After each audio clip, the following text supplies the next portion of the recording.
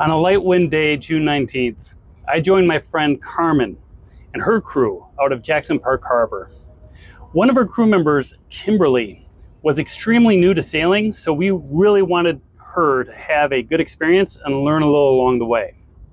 We took sailing vessel Callie, Carmen's Pearson 323 sloop, out on Lake Michigan with extremely little sea state. I was asked to raise the mainsail, and then we unfurled the jib to start the late morning on a starboard tack.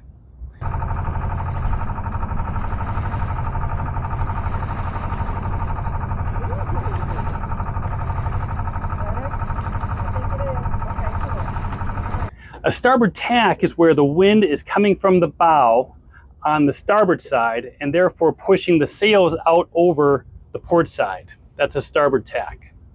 After cutting the engine, we were left wallowing at about 2 knots of boat speed, and there was very little wind available to propel us forward. But luckily enough, it wasn't long before the wind built to about 6 to 10 knots, and we were able to do more with the sails. Carmen, who enjoys keeping her mind active, was interested in practicing some single-handed tacking and jibing. Single-handed means one person doing everything without help. The light wind conditions were a great opportunity for an exercise like this, though it would not be without some additional overhead. As even tacking and jibing in light wind conditions carries with it its own set of potential issues. If you're going to practice something new or something that you don't often do, it's generally better to do that in light wind conditions, as these conditions put much less stress on the sails, gear, and crew. Things are generally easier and less punishing in light wind. How I conduct a single-handed tack or jibe is as follows.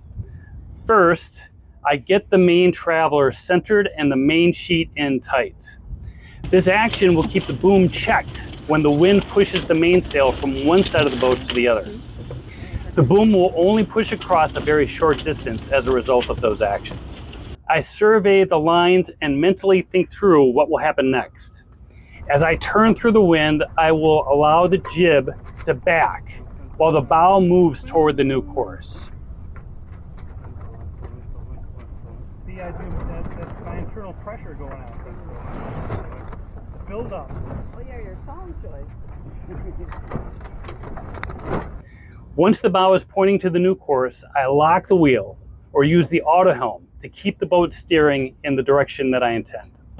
I then let the lazy sheet, which is under tension because the jib is backwinded, I let that loose off of the winch drum and gather the working sheet on the opposite side winch drum, gather that in, pull in that line. Lines always wrap clockwise around winch drums. The key here is being methodical with each step and doing one thing at a time. Slow is smooth, smooth is fast. Keeping course has priority over the jib sheets, and I course correct if I have to. Carmen and I took turns doing this exercise. In the lighter wind, everything happened slower, and either the jib sheets or foresail were more likely to foul as a result. We saw a jib sheet foul on the lip of a forward hatch.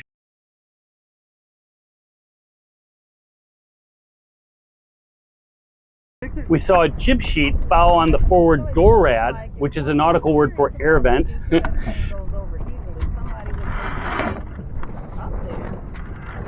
The sail itself fouled on the spreaders twice, and I did not catch that on film, unfortunately. During one jibe, the new working jib sheet caught the excess line on the main halyard and fouled with that.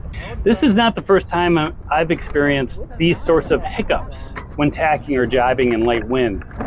The lines and sail drag slowly across the deck so that they are much more likely to catch on things. But it's easy enough to just walk forward without a fuss and clear whatever it is that is fouling the line or the sail. I want to reiterate that this problem with fouling lines or sails is much less of a concern during normal wind conditions. The force of the wind makes everything move a little bit faster and with more pressure, and this eliminates the propensity for things to slowly drag and catch on other things. Let's watch Carmen as she works through a single-handed tack.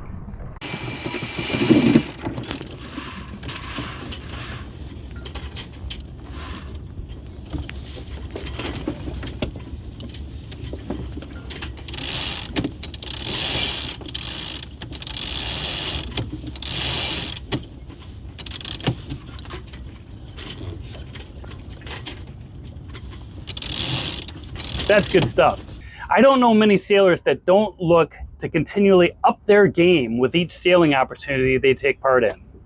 Whether it is through a conversation or some sort of sailing exercise, it seems we all just want to learn on how to be even better sailors. We made our way back after a few hours of sailing on the south side of Chicago.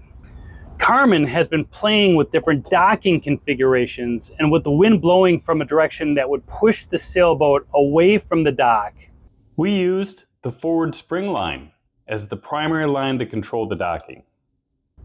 The bow line was certainly useful to keep the bow from being blown out as Carmen went into reverse to put that forward spring line under tension. As a dockhand, always use dock cleats to counter the boat's momentum. Never try to pull against the boat without leverage, because you're going to lose. You risk injury in such cases. It's just not good practice. I really want to thank Carmen for the sail and my subscribers for your support. If you have stayed through the end of this video, please press that like button.